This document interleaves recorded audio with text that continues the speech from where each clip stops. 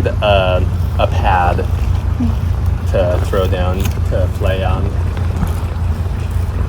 So that would be nice. So it's not slippery. You know what I like is just those doormats. Yeah, we could just use those. We should just go get a couple of those because those are pretty nice. Yeah, and then we just rinse it off once we're done, and they're easy to clean. Set it to dry.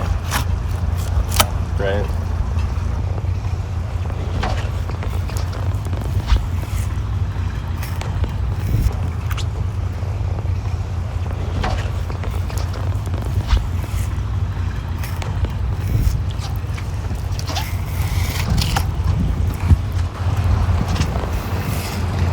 You're a good filleter, hun. They're always meaty.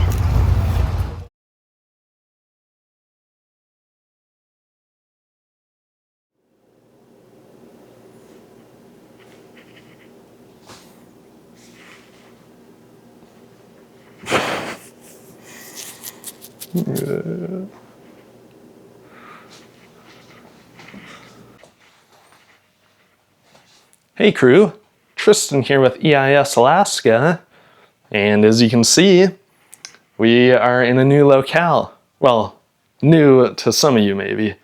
We're doing a catch, clean, and cook episode here, and it's been a long time. I know a lot of you have been asking about catch, clean, and cook, so here we are in our kitchen.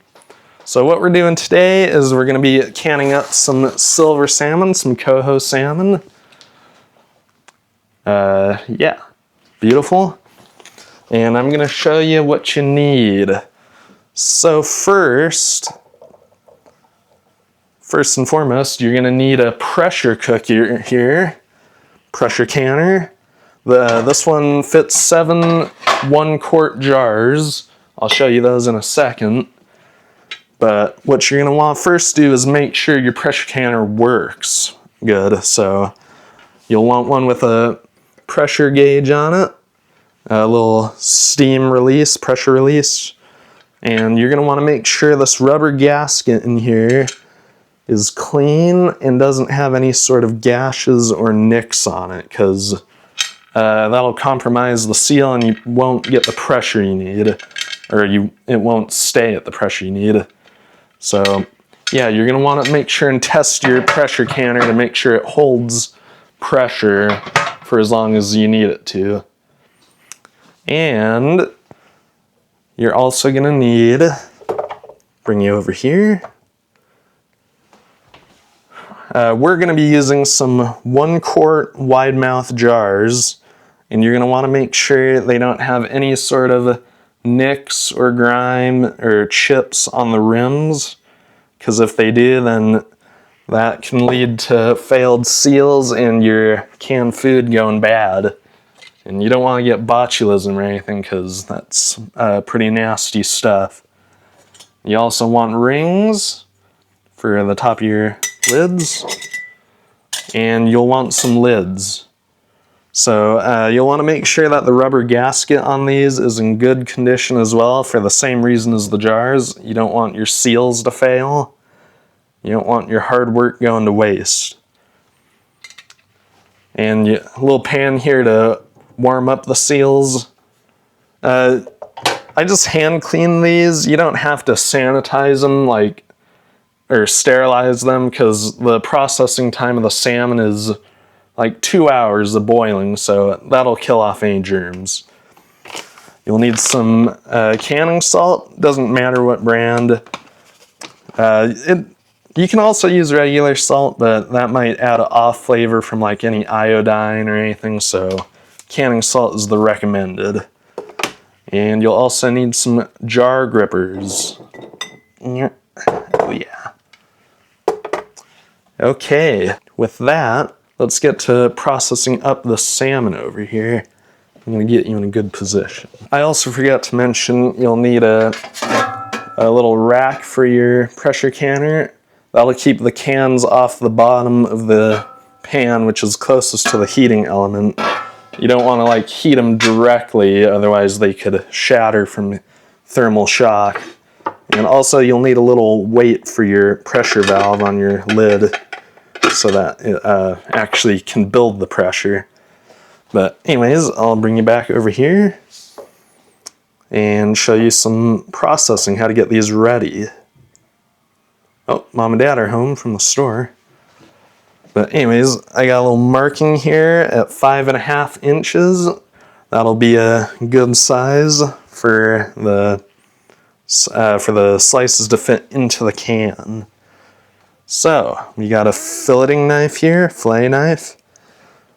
I've never actually done this before, so this is probably going to be a hack job, but gotta start somewhere, right? So, you just cut it down here, get yourself a little handhold, then you kind of try to slide it at a close angle to the flesh, kind of angled downward. Get yourself a decent handhold started. Then just hold on to it strongly. And yeah, kind of cut down into the skin. And the skin's kind of strong, so you probably won't cut through it. Or at least that's how it seems to be going right now.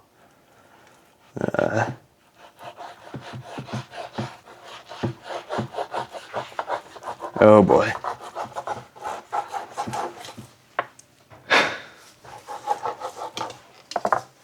You know what? I'll blame that on Mom, who's just coming through the door. What? You made me butcher this. I didn't. You did? Yeah, not the best, but for a first try, not too horrible. Wow, you did good. Am I fired? You just take it off of there and don't waste the meat. Right. It doesn't have to be whole, Yeah, that's true. right? Right. Good job, T. You did good. Thank you. So yeah, it's alright if you miss some. Mom gave some good advice. Just trim it off of there. But anyways, you kind of want to stay close to the skin because that's where you get this nice sort of grayish stuff. That's the fatty layer. It's got lots of omega-3s and other good oils in it. You want to hold on to that if you can. And also there's a little chunk of skin that got left behind there, so I'll see if I can remove that. It's kind of hard. I can't really set this knife flat to my cutting board because the handle's too wide. So that's a little annoying, but I'll just kind of trim that off, or try to. Bear with me. First time I'm awkward. But you gotta go out of your comfort zone sometimes, right? And anyways, I'll trim that off there in a sec, but we got our fillet here. Looks pretty nice. It's beautiful. So we're gonna grab it and go to our 5.5 inch mark that we made. And cut it right there. And there's a 5.5 inch portion that'll make for a good canning size to fit in our jars. Another one. Like that. And that one happens to be the perfect size after cutting, so yeah. We'll just get it all processed up, and then I'll show you putting it in the can. Did you good? Hi. Alright, so Matt actually decided to give me a nice demonstration. Pro tricks. Yeah, you just cut in on the tail here. I just leave a tiny bit of flesh right there just so you have a grabbing edge. Makes it easier. You cut down to the skin, turn your knife a little bit. It's probably around a 35-degree angle to the cutting board. You can kind of saw back and forth with your right and pull back and forth with your left. Make sure your knife stays flat to your cutting board. I think I'm going through the skin right now, actually. I had to guess. It's kind of a wide fillet. That looks pretty good. Nope, I did go through it. Yeah. Pretty sure. Let's see. Yep, I felt that. If that happens, then just come back in wherever it's more white and start there.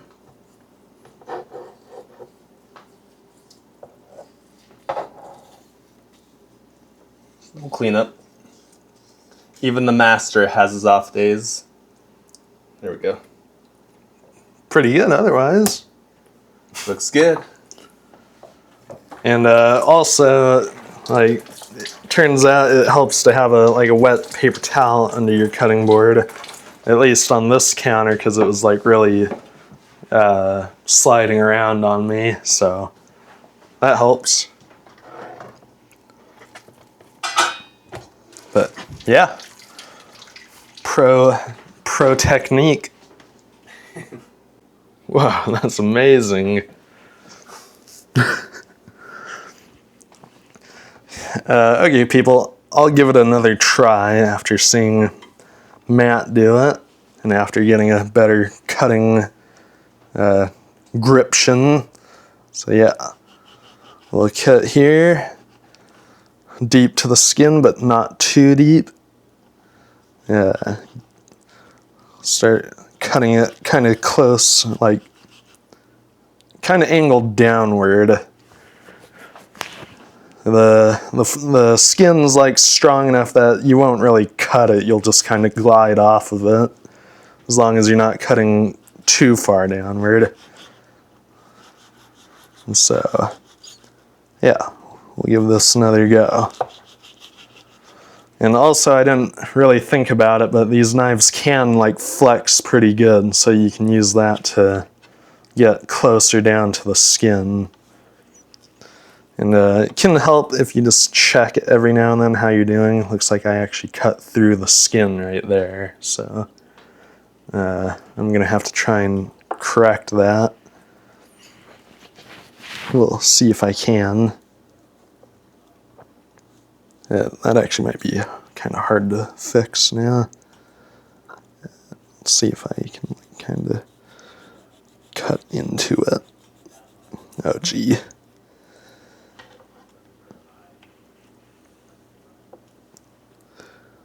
We'll see if I can salvage that.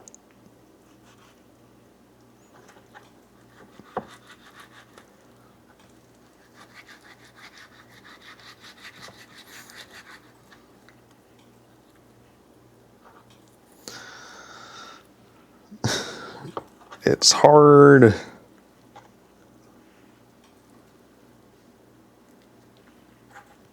It's an awkward process.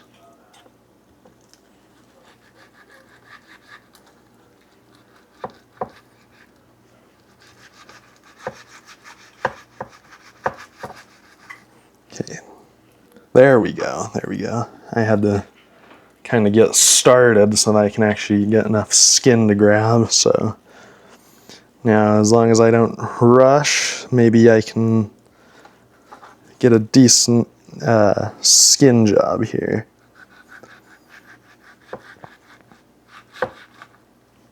Ooh.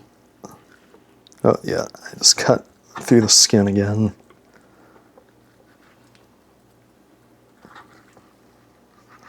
You can kind of feel it when you cut through the skin. Like feel it tear.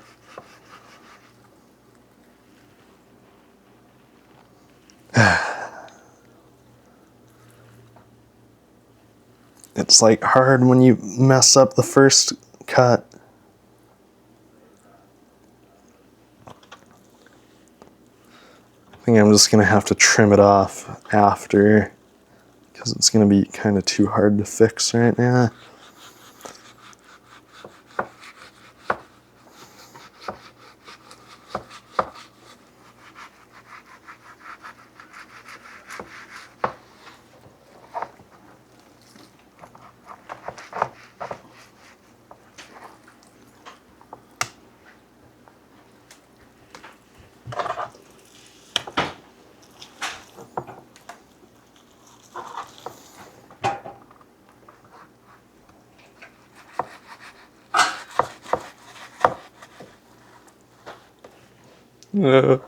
Everyone's watching.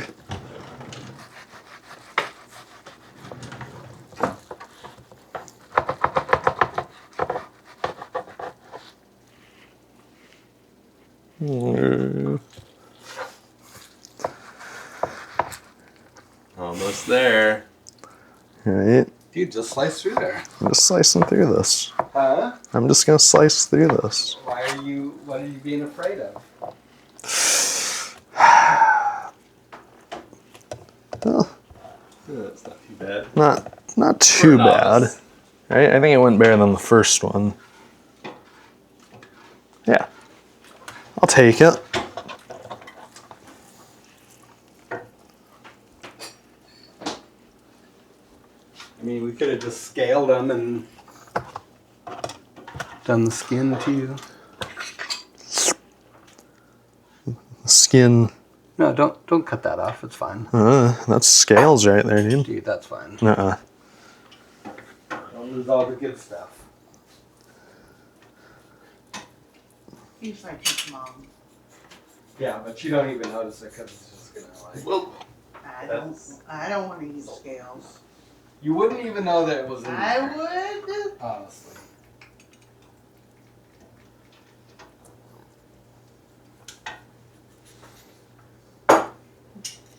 oh, Doc, come get your soup.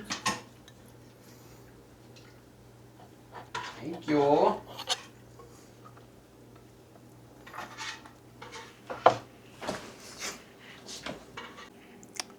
Alright, so we got those processed up into pieces, so now we've just got our wide mouth 1-quart jars, and we're just gonna like put them in. Gonna, like roll them up, and they like just kind of slide right in. And you just fill them up, but you leave a little bit of headspace, like 1 inch of headspace, so that it can expand when it's heated up. Because you don't want it to like overflow, kind of. And just try to fit that in there. Fill any voids. Kind of awkward. Ugh.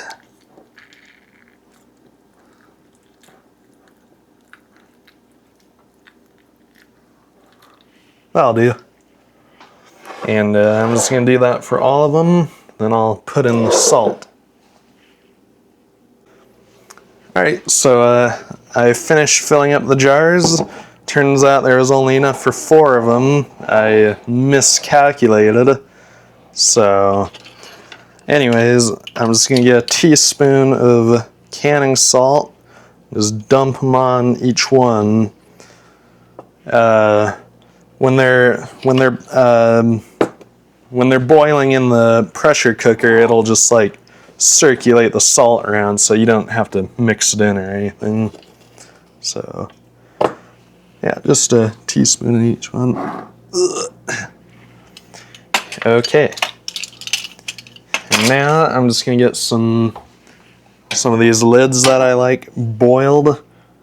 Not to clean them, but just to soften the rubber on them. That way they can make a better seal. You're gonna want to make sure your rims are nice and clean on the sides and the tops, or just the top, because you want it to be able to suck down and make a good seal. So if there's like any scales or salt on it, that could make it fail, and you don't want that. So let's get yourself something to wipe it off with. Make sure it's good and clean. Take a look up close. Good.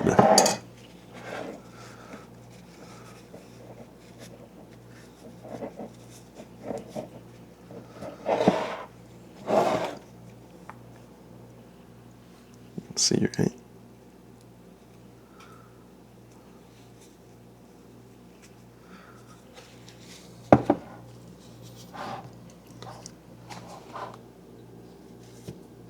Alright, they look all clean.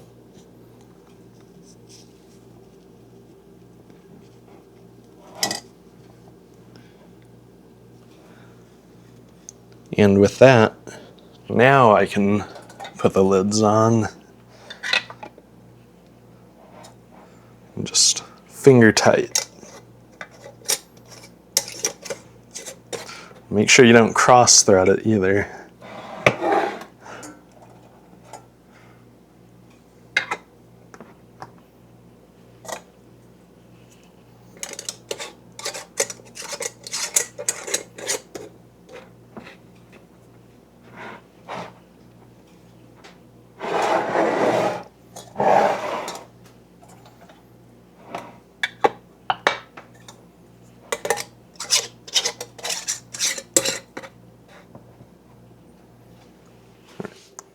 Okay, once you've got your lids and rings on, just get your pressure cooker up on the stove. Make sure you've got your rack in there and put them in. Make sure it's not touching the sides or each other. Since I've only got 4 cans, I've got a lot of room this time. If it was the full 7 cans, it'd be pretty crowded. That looks pretty good. Yeah, I can space this one a little bit better. You don't want it to make direct contact with the metal because that could break it from heat transferring too fast. And with that, you're going to want to put in enough water to reach up, sort of like halfway up. You don't want to fully submerge them. So it'll take a couple of these quarts. Probably like 3.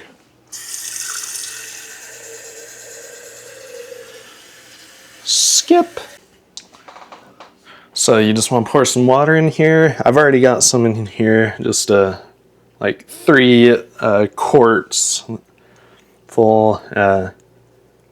Yeah, you just want like 2 or 3 inches of water up the sides of the jar. You don't want to fully submerge them.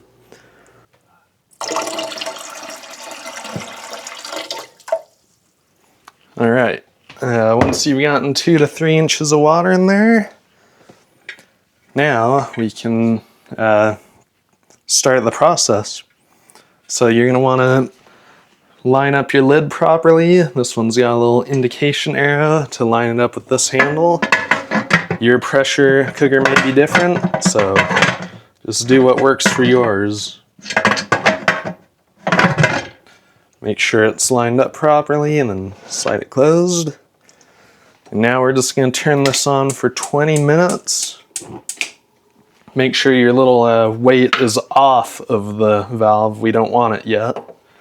So we're going to heat this up for 20 minutes, and once it starts getting a solid stream of steam from this valve here, then we'll let it go for another 10 minutes. So we'll bring you back after 20 minutes. Alright, so it's been about 25 minutes. It took a little bit longer. You'll hear it boiling. And you can see a little bit of water coming out of that little safety cap thing. I'm not actually sure what that is, but anyways, you'll see that there's steam coming out of the little valve. I'll give you a little black backdrop here so you can see it better. It's pretty much a constant stream of steam, so we're gonna let this go for another 10 minutes, set our timer, and once those 10 minutes are up, put the little weighted cap over that little valve. And you don't want to let this boil too long. You don't want all your water to boil away, because then your jars could crack. So be sure to keep an eye on this, keep on top of it. So, bring you back. Alright, so that's our timer going off, so that's the 10 minutes past. I'm gonna use some rubber tongs to put the weighted cap on over the valve because I don't want to get burnt. And there we go. So now with that cap on, the pressure is gonna rise, and we're gonna wait for it to get to 11, 12-ish psi. So we'll put that on a time lapse and show you that, and bring you back once it gets to that point.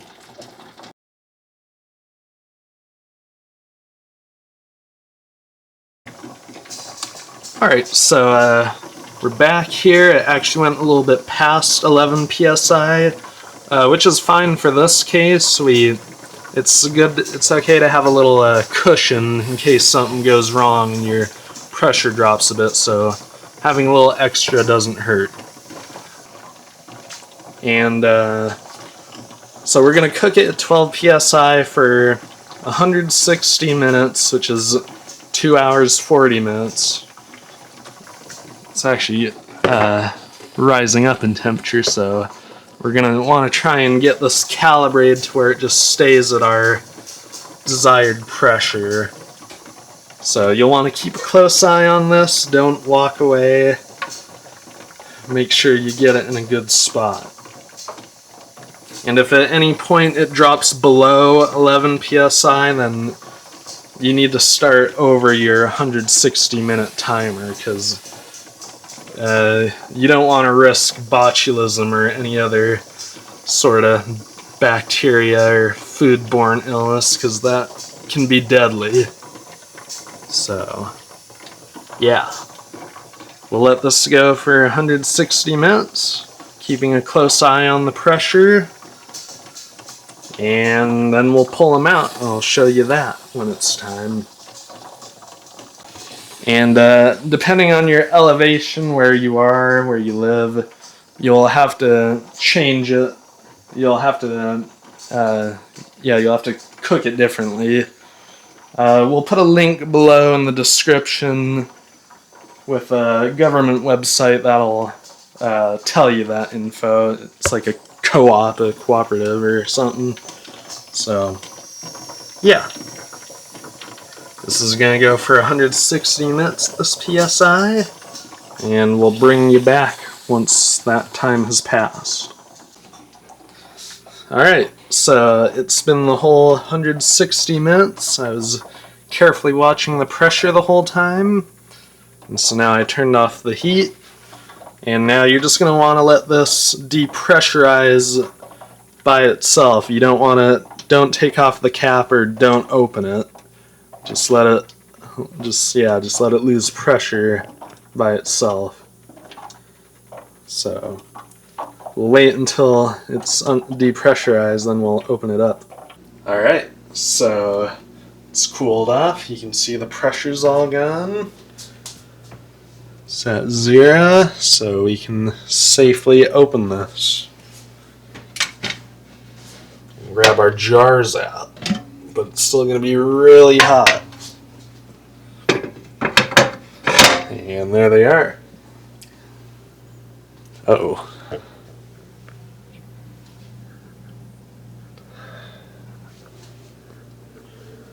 Smells kind of fishy. I don't know if they sealed all the way. They seal after you set them out. They start cooling. Right. I just meant leakage, if there's any. But let's grab them out. Making sure not to bump it against anything, because we don't want it to shatter. Alright. And you can see they're still kind of boiling in there, so yeah. You don't want to touch these, whatever you do. And so you just let them sit here for a while, and you might hear them, or hopefully you'll hear them pop. That means the That means it seals down. It like contracts, it like shrinks as it gets cold, so it'll suck the lid down and it'll pop, and you'll know that's when it's good. So yeah, you leave these out for like a day, right? Yeah, just till morning, I think. I don't know. Yeah. I don't know. Well, good job, T. And you'll know if they're sealed because the little button won't be popped up. It'll be like flat. It'll be sucked down. So if it like pops up and you can click it, then it didn't seal properly. So you'll have to use it quickly. But yeah. Well, smells good. Yeah, that's about it. Good job, T. Mom's proud. Thank you. It's been about like 18 hours since I pulled these out. They've sealed properly. The lids are they're flat. They're like popped down. They're sucked down. They don't have the clicky button, which would indicate a failed seal. So they're good to go. It's like the benefit of canning salmon is that you'll like always have it on hand because it lasts so long. So that's pretty much it for this episode of Catch, Clean, and Cook. Thanks for watching, and check out our socials, Instagram, Facebook. Leave a comment, any thoughts, any criticisms, anything you want. And yeah, that's about it.